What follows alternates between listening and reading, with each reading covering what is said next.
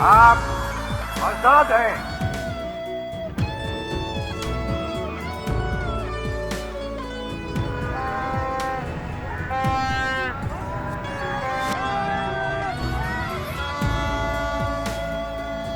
اس 14 اگست پر اپنی موٹر سائیکلوں کے سلنسر اتار کر سڑکوں پر رنگرلیاں منانے سے پہلے، پاکستان کی سڑکوں پر اپنی تربیتوں کا تماشا لگانے سے پہلے، اپنے گھروں میں دکھاوے کے جھنڈے اور جھنڈیاں لہرانے سے پہلے، بچوں، بڑوں اور بزرگوں کے کانوں میں 30 روپے کے باجے بجانے سے پہلے آئے دیکھتے ہیں۔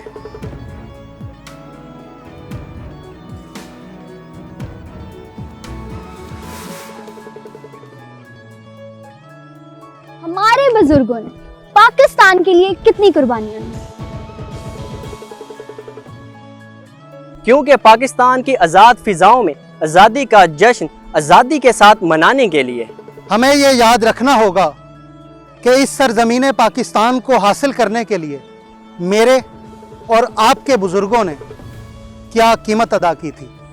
لکھاں عزتاں لٹیاں گئیاں، لکھاں لوگ شہید ہوئے، لکھاں وچھڑے ساکاں کولو، لکھاں لوگ بے دید ہوئے، لکھاں کیتی جان قربان، انج بنیا سی پاکستان، انج بنیا سی پاکستان۔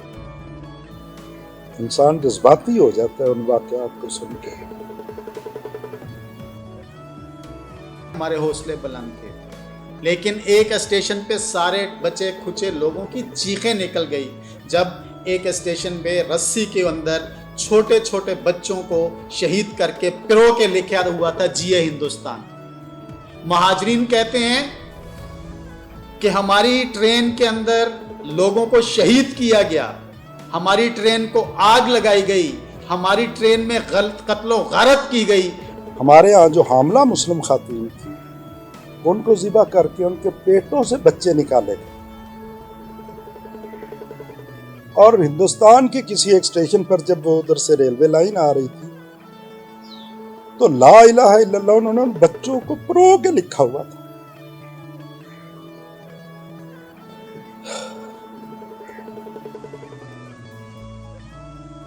امرتسر سے تھوڑا سا پیچھے سکھوں نے گاڑی روک لی، اس میں بہت اچھی اچھی لڑکیاں بیٹھی تھی، سب کو اٹھا کے لے گئے۔ بہت دکھ ہوا مجھے۔ ہندوستان نے ذہنی طور پر اس تقسیم کو قبول ہی نہیں کیا۔ جب اس نے قبول نہیں کیا تو پھر اس کی خواہش اور تمنا یہ تھی کہ ہم جتنا نقصان ان کو پہنچا سکتے ہیں وہ ان کو نقصان پہنچانے کی کوشش کریں۔ سکھوں نے جناب ایک مسلمان بے تحاشا مسلمان شہید کا پٹیالہ مہاراجا پٹیالے نے۔ ایسا لگتا ہے جیسے غزوات کا مناظر تھا، جیسے غزوات میں لوگ اپنے بچوں کو لے کے پیش ہو جاتی تھی کہ ہمارے بچوں کو بھی غزوے کے اندر شریک کریں۔ حکومتی سطح پہ بڑے واقعات یہ تھے کہ چونکہ فوج نے بھی تقسیم ہونا تھا اور جو دولت تھی ہندوستان کی اس نے بھی تقسیم ہونا تھا، تو اس کے اندر بھی ہندوستان نے پاکستان کے ساتھ بہت بڑی زیادتی کی کہ فوجی ساز و سامان جو پاکستان کے حصے میں آتا تھا وہ بھی پاکستان کو نہ دیا۔ یہ بھی ایک بہت بڑا میری نظر میں واقعہ ہے، اور معیشت کے اعتبار سے جو حصہ ہمارا بنتا تھا ہندوستان نے وہ بھی پاکستان کو نہیں دیا۔ کہ جب سکھوں نے حملہ کیا 14 اگست کی گرمی، ابھی ہم اسی موسم میں سے گزر رہے ہیں، اسی حبس میں سے گزر رہے ہیں، اور وہ قافلہ جب آگے بڑھا تو سکھوں کے خوف کی وجہ سے سارے قافلے نے کماد کے اندر پناہ لی۔ کماد گرم ترین جگہ ہوتی ہے ان حبس کے دنوں میں، اس قافلے نے وہاں پہ پناہ لی اور سکھوں سے بچنے کی کوشش کی۔ ناظرین، ایک خاتون کی گود میں بچہ رونے لگا، اس گرمی کی شدت برداشت نہیں کر سکا، اور قافلے والے نے اس عورت کو ڈانٹا کہ ہمیں بھی مرواؤ گی، اپنے بچے کو چپ کرواؤ۔ ناظرین، اس نے اس بچے کے منہ کے اوپر ہاتھ رکھ دیا چپ کروانے کے لیے، وہ بچہ شہید ہو گیا سانس بند ہونے کی وجہ سے۔ سکھ جو تھے وہ ان کے ہواری بنے اپنی بیوقوفی کی وجہ سے، جس کا آج وہ بہت احساس کرتے ہیں، اور اس غلطی کا انہوں نے پوری طرح ادراک کیا۔ چونکہ یہ جو اس وقت کا پاکستان ہے اور جو اس وقت کا پنجاب ہے، اس کے ساتھ جڑے ہوئے جتنے ضلع تھے گرداسپور سے لے کے یہ ہریانہ تک کے تمام اضلاع جو ہیں وہ ہماری سرحد کے ساتھ وہ مسلم اکثریت کے علاقے تھے، اور مسلمانوں کو گمان یہ تھا کہ یہ تقسیم پاکستان میں پاکستان کا حصہ ہوں، لیکن پھر ریشہ دوانیوں کے نتیجے میں راتوں رات اس تقسیم کے اندر جو ہیرا پھیری کی گئی، تو اس کے نتیجے میں مسلمانوں کی ایک کثیر تعداد پاکستان کی طرف اور اس خوبصورت مٹی کی طرف ہجرت کرنا تھی۔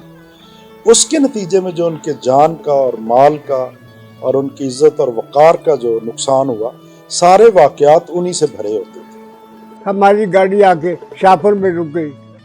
شاہپور ایک غیر وابستہ علاقہ تھا، اب وہ خوشاب کی تحصیل ہے، وہاں آ کے رک گئی۔ نہ کھانے کے کچھ، نہ پینے کچھ، میں بھوکا، میری ایک بہن چھوٹی تھی وہ بھی بھوکی، ماں بھوکا، باپ بھوکا، باپ تک کے مارتا پھر رہے کہیں سے کچھ مل جائے، کہیں سے چنے مل گئے ہمیں میرے باپ کو، وہ ابالے کھائے، اور ایک ہفتے کے بعد ہمیں پھر کسی نے تھوڑے سے چاول دے دیے، وہ پکا کے کھا لیے بس۔ عورتوں کے ساتھ اتنا زنا ہوا ہے، اتنا زنا ہوا ہے کہ اب تو وہ سکھ جو تھے نا، سکھ وہ کہتے تھے چھڑے تھے اسی تھے، ایک بھی نہیں چھڑی ہے نا مسلمانوں کی۔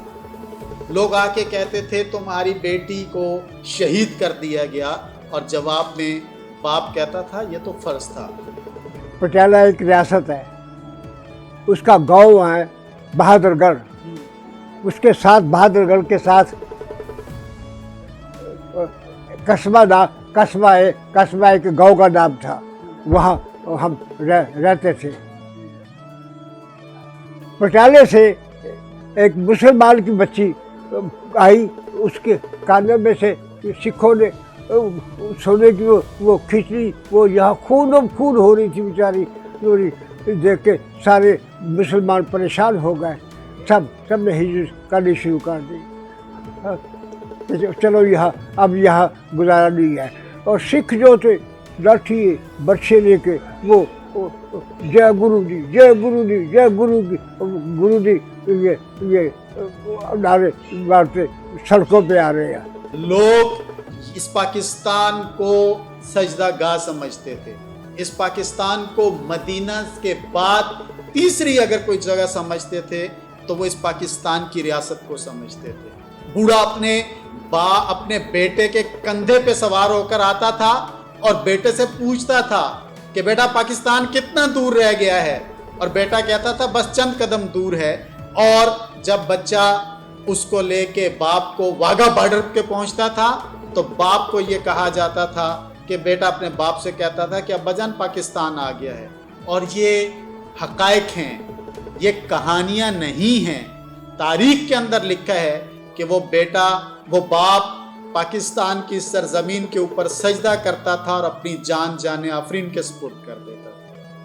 جس نظریے کی بنیاد پر قائد اعظم کی تقاریر بھری پڑی ہیں، قرارداد مقاصد جو ہمارے آئین کا حصہ ہے، ہماری پہلی قانون ساز اسمبلی نے اسے منظور کیا تھا، تو وہ بہت ہی واضح انداز کے ساتھ اس بات کا اظہار کرتی ہے کہ پاکستان دنیا کے اندر اسلامی نظریاتی مملکت تھا، اور اسلامی نظریاتی مملکت کے سادہ معنی ہیں جو ہر شخص کو سمجھ آنے چاہیے اور آتے ہیں کہ اس مملکت کا نظام حکومت اور اس مملکت کے اندر ریاست حکومت الہیہ کے قیام کو یقینی بنائے گی اور اپنی ریاست کے افراد کو اس طرز پر تیار کرے گی جو قرآن کا انسان نے مطلوب ہے۔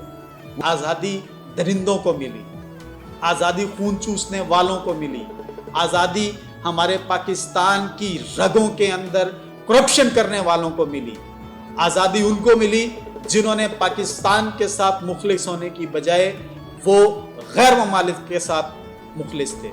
حکمران اتنے جھوٹے ہمیں نصیب ہوئے، سیاستدان اتنے جھوٹے نصیب ہوئے کہ اتنے پاک ملک کے لیے کہ جس کی بنیاد لا الہ الا اللہ تھی، اس کے اندر ہمیں اتنی بدترین قیادت میسر آئی ہے، وہ دینی قیادت ہو، وہ غیر دینی قیادت ہو۔ میرے ملک کو سب نے لوٹا ہے اور باندھ دیا شیطانوں میں۔ کچھ دیش پرائے چلے گئے، کچھ بیٹھے ہیں ایوانوں میں۔